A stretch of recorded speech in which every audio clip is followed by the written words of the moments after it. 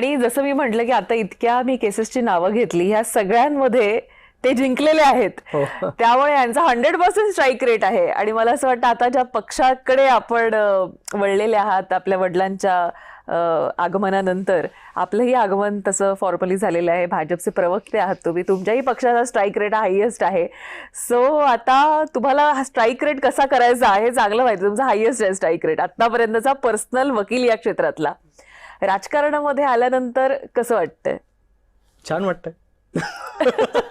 आणि इकडचा strike rate बघून कसं वाटतंय? असं आहे की मी राजकारणाकडे दोन विचार असतात. एक, जेव्हा तुम्ही एखादा करिअर निवडतात तेव्हा त्या करिअरमध्ये तुम्ही का म्हणून त्या करिअरमध्ये जातात. मी जेव्हा वकिली क्षेत्र निवडलं तेव्हा मला लोकांना न्याय मिळवून द्यायचा आहे. मी अनेक वेळा जळगावला बघितलं होतं, वडिलांकडे अनेक पक्षकार यायचे, गोरगरीब यायचे, साहेब न्याय मिळवून द्या असं. मग वडील त्यांच्यासाठी खटले चालवायचे, त्यांना तिथे जस्टिस मिळायचं आणि त्यामुळे त्या लोकांच्या चेहऱ्यांवरती एक सॅटिस्फॅक्शन दिसायचं.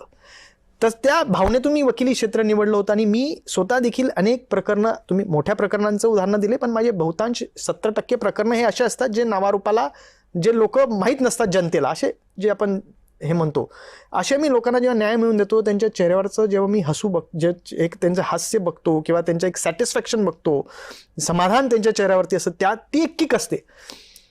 आणि वकिली क्षेत्रात वकील 4-5 पक्षकारांना न्याय मिळवून देत असतो आणि त्यातून समाधान त्याला मिळत असतं. परंतु राजकारणात प्लॅटफॉर्म हा एवढा मोठा आहे की योग्य निर्णयाने तुम्ही हजारो लोकांचं जीवन कायापालट करू शकतात.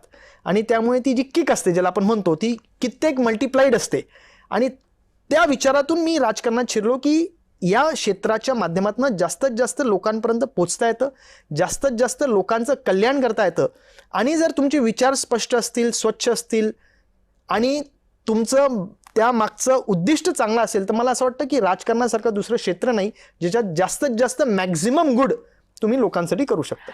बरं, केसेस पण तुम्ही अगदी हेड ऑन घेतलेल्या होत्या आणि आता राजकारणात आल्यावर देखील तो तुमचा जो स्वभाव आहे तो आम्हाला इथेही पाहायला मिळतोय. तुम्ही अनेक काँग्रेसवर केस केलेली आहे.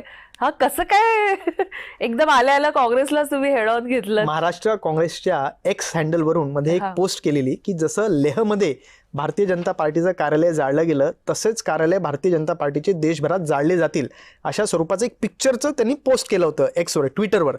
त्याच्यावर मग मी लगेच आक्षेप घेतला. मी सांगितलं की हे ताबडतोब तुम्ही पोस्ट काढा, ही उत्तेजित करणारी आहे आणि ही कायद्याला धरून नाही आहे.